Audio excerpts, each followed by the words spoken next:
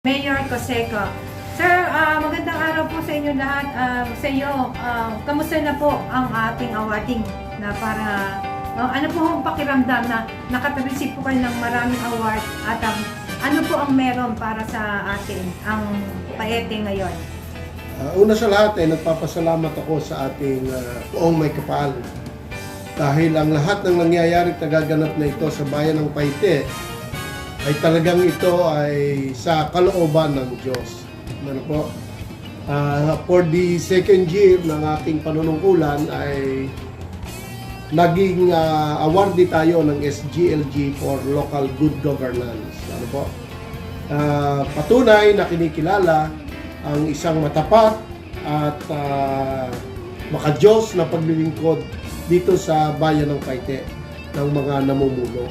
Ano po? At isa rin patunay dito ay ang tinanggap namin ng Award of Excellence from the Department of Tourism, Calabarzon, kung saan kinikilala nila ang aming pagsusumikap na mapaunlad ang industriya ng turismo sa ating bayan ng Paete.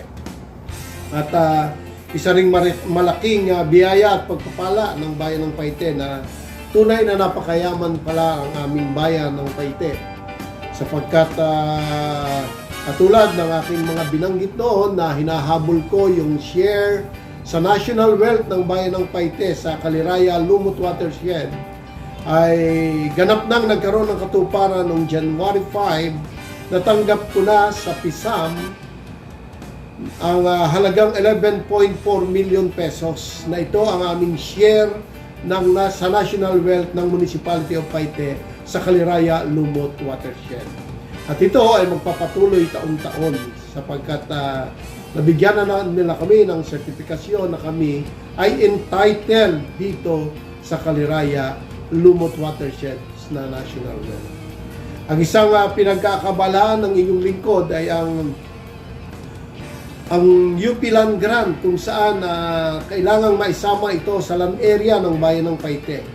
Ito ay may sukat na 3,356 hectares. At ito ay sa pamamagitan ng Ayala Corporation o ASEN ay aking natuklasan na ito pala ay nakapangalan ang land area nito sa Municipality of Paete sa pamamagitan ng Presidential Proclamation 791 noong panahon ni Carlos P. Garcia at ng Republic Act 3990 noon namang panahon ni dating Pangulong Diosdado Macapagal. Kung ito ay makakasama sa land area ng bayan ng Paete, ang UP Land Grant, ang bayan ng Paete ay makakatanggap muli ng 29 million pesos based on national tax allocation sa land area ng bayan ng Paete. Kaya patuloy ang kaunlaran ng ating bayan ng Paete at ako'y naniniwala na ito ay himala ng ating poong may kapal sa ating minamahal na bayan ng Paete. Sapagkat tayo sa ngayon ay may tatlo ng malaking investor, 2 windmill at 1 floating solar panel power na itatayo sa Laguna Lake ng Laguna Wind Blue Circle. Ito po ang isang magtatayo ng windmill dito naman sa may sitio Alutay, at ang isang ang ASEN o ang Ayala Corporation na magtatayo rin ng windmill dito naman sa UP Land Grant. At ang floating solar power panel na itatayo sa Laguna Lake ay ito rin ay sa pamamagitan ng Ayala Corporation. Malaki ang pag-unlad na nagaganap ngayon sa bayan ng Paete. At kung magtuloy-tuloy ito, kung mahahabol ko na ang UP Land Grant, ang bayan ng Paete ay magiging second-class municipality. At kung itong tatlong kumpanyang ito ay magtutuloy-tuloy na ang bayan ng Paete from second class to become a new city sa lalawigan ng Laguna.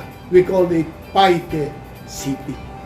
At ito po ay isang malaking biyaya at pagpapala ng pong may kapal sa bayan ng Paete.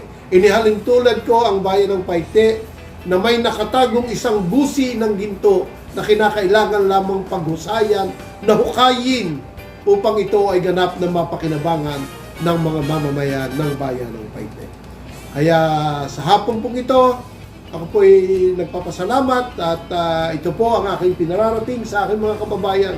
Patuloy po tayong manalangin.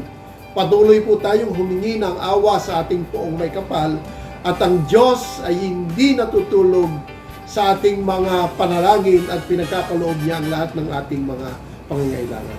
Muli po, katulad ng aking mga binabanggit sa aking pagtatapos, sa gobyernong tapat, sigurado ang biyaya ng Diyos ay higit at sapat sa Diyos at sa bayan.